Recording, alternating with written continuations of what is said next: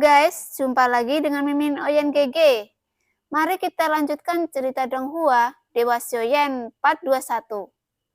Ayo langsung aja kita ke alurnya. Tepat setelah Xiaoyan memecahkan bayangan Raja Iblis Tianhe, 3 bola warna merah darah terbuka di depan mata semua orang, dan mereka melihat pria Taisu yang terluka parah. Dan Xiaoyan yang tampaknya telah mencapai batas kekuatannya saat ini adalah api yang diharapkan di hati semua orang. Waktu seperti ini adalah waktu yang tepat untuk membunuh orang dan mendapatkan bola merah darah warisan Raja Iblis Tianhe. Dan pada saat ini, ada 4 atau 5 orang yang saling bertukar mata. Jelas, mereka telah menggunakan kekuatan jiwa mereka untuk mengirimkan suara secara pribadi.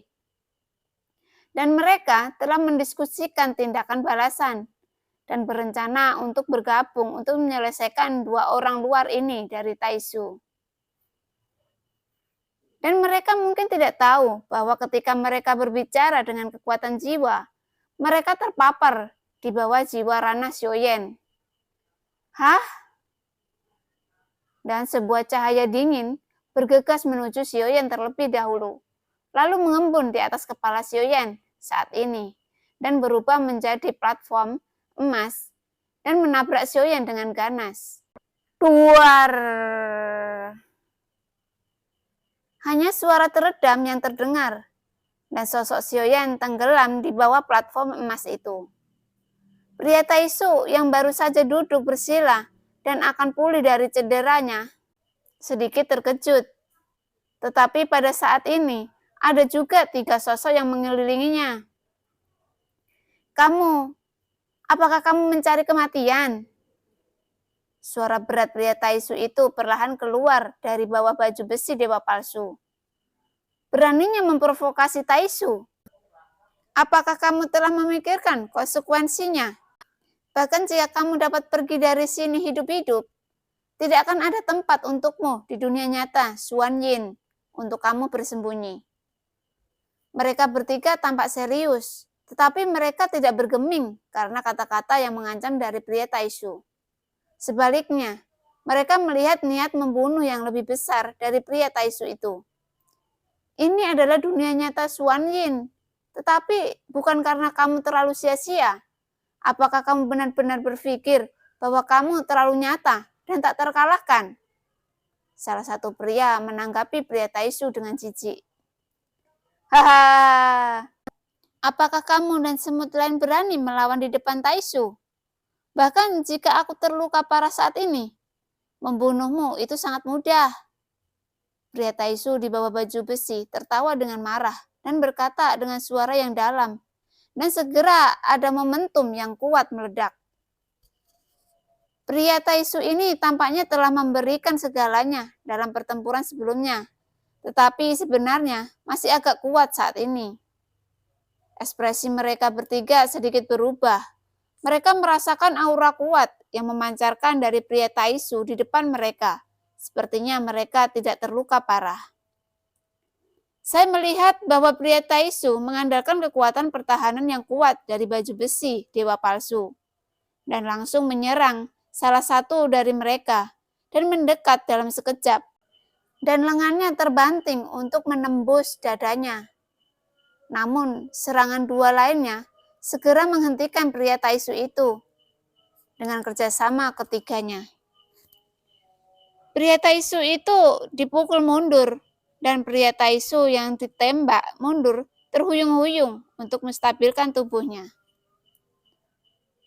Dapat dilihat bahwa itu memang terluka parah, tetapi ketiga orang ini, 2 di langkah keempat dan 1 di langkah kelima keabadian. Awalnya dia berpikir bahwa krisis dapat diselesaikan sementara setelah menyelesaikan bayangan Raja Iblis Tianhe. Tetapi saya tidak berpikir bahwa orang-orang di sekitar ini bukan orang baik, dan sekali lagi menempatkan mereka di jalan buntu. Pria Taisu itu menggertakkan giginya sedikit. Situasi hari ini tampaknya tidak dapat diubah, dan 7 atau 8 orang di sekitar tampaknya telah dihasut dan bergabung dalam pertempuran untuk menghancurkan mereka. Memang benar bahwa satu orang tidak menimbulkan ancaman apapun, tetapi jika itu 7 atau 8 orang bergabung, selain itu ada 2 langkah kelima keabadian. Itu yang menjadi ancaman terbesar saat ini. Pada saat ini, keadaan sangat buruk, sehingga sangat sulit untuk menghadapinya. Pria Taisu itu memandang Xiaoyan yang ditekan oleh Jin Tae, dan hatinya sedikit menegang. 841, salah satu dari kita harus tinggal di sini dalam bencana hari ini. Aku akan menghancurkannya untukmu. Kamu pergi. Pria Taisu itu siap untuk mengorbankan dirinya lagi untuk menyelamatkan Xiaoyan. Duar. Detik berikutnya, platform emas meledak. Dan Xiaoyan dari langit memegang dewa palsu dan tombak iblis surgawi, dan kemudian dengan cepat datang ke sisi pria Taisu. Hidup dan mati hari ini kita lewati bersama. Suara serius Xiaoyan datang dari balik baju besi. Aku terluka parah. Jika kamu tidak pergi, kita semua akan dikepung dan dibunuh oleh mereka. Pria Taisu itu berteriak dengan suara berat. Mengapa kamu tidak takut mati? Bagaimana kamu bisa berbicara tentang hidup dan mati tanpa pertempuran? Xiaoyan dengan marah menegur. Dan perawakan pria Taisu jelas tercengang ketika dia mengucapkan kata-kata ini. Dan dia melihat bahwa dia menampar kristal merah di dadanya terus-menerus. Dan semua kekuatan meletus. Oke. Ayo bertarung sampai akhir. Pria Taisu mengangguk berat. Nadanya penuh kegilaan. Entah mereka bergabung untuk mengalahkan kerumunan orang, atau mereka semua jatuh di sini. Jadi tidak perlu ada reservasi saat ini. Tapi sebenarnya untuk Xiaoyan, yang sebenarnya ingin dia uji adalah batas seseorang yang terlalu palsu. Di level apa yang bisa dia lawan. Dan Xiaoyan perlu tahu tentang ini. Karena kekuatan armor dewa palsu membuat Xiaoyan merasa sangat terganggu. Pertahanan dan kekuatan tempurnya terlalu kuat. Jika ada pasukan lapis baja dewa palsu berskala sangat besar, maka itu pasti pisau tajam yang benar-benar cukup kuat dan mengerikan. Justru karena ketakutan, Xiaoyan ingin melihat seperti apa keadaan terakhir dari baju besi dewa palsu itu. Apakah mungkin untuk memiliki kekuatan tempur seperti itu ketika semua kekuatan keabadian habis atau ada yang lainnya? Pada saat ini, Xiaoyan tidak mengungkapkan niatnya yang sebenarnya. Dia juga penuh amarah saat ini. Dan kekuatan abadi yang terkandung dalam baju besi dewa palsu meletus, dan pertempuran pecah lagi. Serangan panik dari 7 atau 8 orang menyelimuti mereka berdua. Meskipun pria Taisu itu mengeluarkan raungan, dan Xiaoyan menemukan bahwa kekuatan tempurnya menurun pada tingkat yang sangat cepat. Pada saat ini, dia tidak bisa lagi melakukan serangan dari orang-orang ini, dan tubuhnya terus menembak ke belakang. Jika bukan karena kekuatan pertahanan yang kuat dari baju besi dewa palsu, aku khawatir itu akan membunuhnya sejak lama.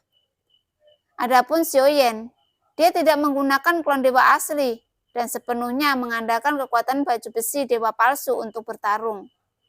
Namun, Xiaoyan juga dengan cepat menemukan bahwa meskipun baju besi dewa palsu itu kuat, itu sebenarnya adalah proses konsumsi dan termasuk kekuatan pertahanan yang dengan cepat dilemahkan dengan serangan terus-menerus. Ketika pertahanannya tidak cukup, orang-orang yang memakai baju besi pasti akan menderita lebih banyak kerusakan. Yang jelas terjadi pada pria Taisu ini. Pada saat ini, kekuatan abadi dari baju besi dewa palsu habis, dan pertahanannya juga berada di bawah banyak serangan, dan baju besi mulai rusak. Xiaoyan melihat sosok pria Taisu terdistorsi yang menembak mundur. Dia secara bertahap berhenti bergerak, dan tampaknya kehilangan kesadaran secara bertahap. Armor dewa palsu melindungi tubuhnya yang terluka parah sampai pukulan terakhir dari pria Taisu itu jatuh ke tanah. Dan setelah Xiaoyan memastikan bahwa dia dalam keadaan koma, 3 tanda bintang melintas di atas alis di dalam armor dewa palsu. Semua orang ditembak bersama, dan mereka semua mengalami kebuntuan. Setelah membunuh mereka, warisan menjadi milik kita. Pada saat ini, saya mendengar seorang pria mengaum dan memotivasi semua orang. Melihat pria Taisu yang terluka parah dan jatuh ke tanah dan tidak bergerak, mata 7 atau 8 orang semuanya terkumpul pada Xiaoyan. Ekspresi Xiaoyan di baju besi sedikit sulit. Bahkan jika dia menggunakan klon dewa asli, pada saat ini masih terlalu sulit untuk bertarung melawan 7 atau 8 orang ini. Melihat 7 atau 8 orang ini, Xiaoyan tersenyum kecut. Dalam keadaan seperti itu, jika dia harus gigit peluru dan bertarung, aku khawatir dia benar-benar harus mati di sini. Di belakang Xiaoyan, sayap dewa bela diri langsung mengembun, dan kecepatannya segera meningkat tajam. Sosok yang bertarung dengan pria Taisu di antaranya telah melarikan diri dari tempat ini dengan kecepatan yang sangat cepat. Namun, ketika sosok Xiaoyan terbang beberapa ratus meter jauhnya, ada suara derap di belakangnya, dan Xiaoyan menoleh dengan tiba-tiba, dan tatapannya pada baju besi itu juga sedikit kental pada saat ini. 3 bola cahaya berwarna darah mengikutinya dengan cepat, dan mereka mengejarnya.